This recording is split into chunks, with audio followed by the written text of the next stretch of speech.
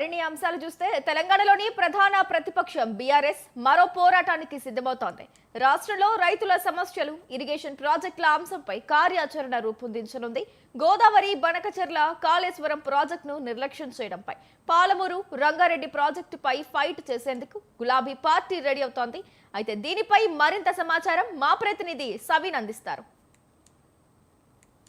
మరోసారి పోరాటానికి సిద్ధమవుతోంది. ముఖ్యంగా రైతుల ఎజెండాతో పాటుగా సాగునీటి రంగం ఈ రెండు అంశాలను ఎజెండాగా తీసుకొని బీఆర్ఎస్ పార్టీ త్వరలో కార్యాచరణ తీసుకొని ప్రజల్లోకి వెళ్ళబోతోంది. దీనికి సంబంధించి త్వరలోనే బీఆర్ఎస్ అధినేత కేసీఆర్ అధ్యక్షతన పార్టీ విస్తృత స్థాయి సమావేశాన్ని ఏర్పాటు చేయబోతున్నారు. ముఖ్యంగా కాంగ్రెస్ పార్టీ అధికారంలోకి వచ్చిన తర్వాత సాగునీటి రంగాన్ని పూర్తి స్థాయిలో నిర్లక్ష్యం చేస్తోందని బీఆర్ఎస్ పార్టీ ఆరోపిస్తోంది.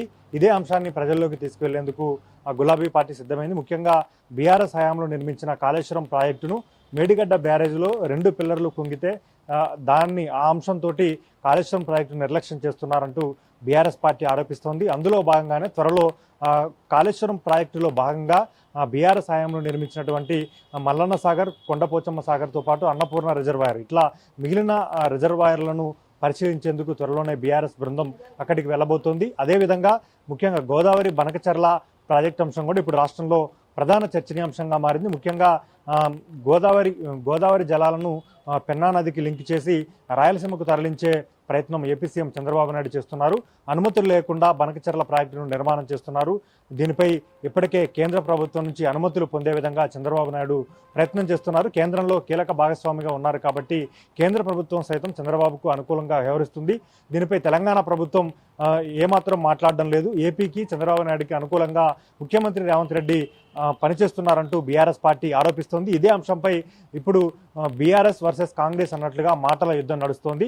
మరోవైపు బీఆర్ఎస్ ప్రభుత్వం హయాంలో నిర్మించినటువంటి పాలమూరి రంగారెడ్డి ప్రాజెక్టు పనులు 90% పనులు బీఆర్ఎస్ హయాంలోనే పూర్తి అయ్యాయి. మిగిలిన 10% పనులు పూర్తి చేయడానికి 18 నెలల సమయం అయినప్పటికీ ఇంకా కాంగ్రెస్ ప్రభుత్వం పాలమూరు రంగారెడ్డి ప్రాజెక్టు పనులను పూర్తి చేయలేదు. పూర్తిగా సాగునీటి రంగానికి సంబంధించి తెలంగాణ ఏర్పడిన తర్వాత బీఆర్ఎస్ ప్రభుత్వ హయాంలో ప్రారంభించినటువంటి ప్రాజెక్టులను పూర్తిగా నిర్లక్ష్యం చేస్తుందని బీఆర్ఎస్ పార్టీ ఆరోపిస్తోంది. ఇదే అంశాన్ని ప్రజల్లోకి తీసుకెళ్లి మైలేజ్ పొందే విధంగా బీఆర్ఎస్ ప్లాన్ చేస్తుంది. అందులో భాగంగానే ముఖ్యంగా రైతుల ఎజెండాతో పాటుగా సాగునీటి ప్రాజెక్టులు, సాగునీటి రంగానికి సంబంధించినటువంటి ఏపీలో చంద్రబాబు నాయుడు అధికారంలోకి వచ్చిన తర్వాత కేంద్రంలో ఎన్డీఏ భాగస్వామ్య పక్షంగా కీలకంగా మారిన తర్వాత తెలంగాణకు నష్టం చేకూర్చే విధంగా ఏ విధంగా వ్యవహరిస్తున్నారు అనే దానిపైన ప్రజల్లోకి తీసుకువెళ్లడంతో పాటు కృష్ణానది జలాల అంశం కూడా, ముఖ్యంగా కృష్ణానదిలో తెలంగాణకు హక్కుగా రావాల్సినటువంటి నీటిని కూడా పూర్తిగా తెలంగాణ ప్రభుత్వం సద్వినియోగం చేసుకోలేకపోతుందనేది కూడా బీఆర్ఎస్ విమర్శలు చేస్తూ వస్తుంది. వీటన్నిటి అంశాలపై కలిపి ప్రజల్లోకి తీసుకెళ్లేందుకు త్వరలోనే